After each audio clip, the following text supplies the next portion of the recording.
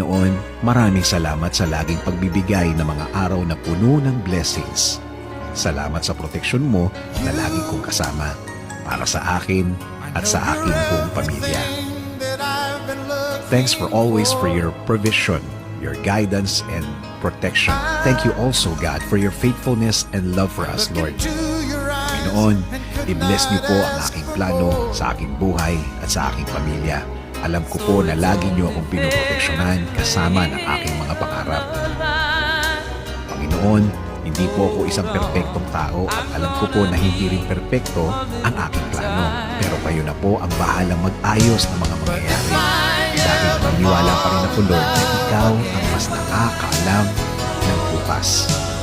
Alam ko po, Lord, na marami pa akong dadaanan para matupad ang aking plano sa aking buhay. Pero alam ko po na bibigyan niyo po ako at ang aking plano sa buhay ng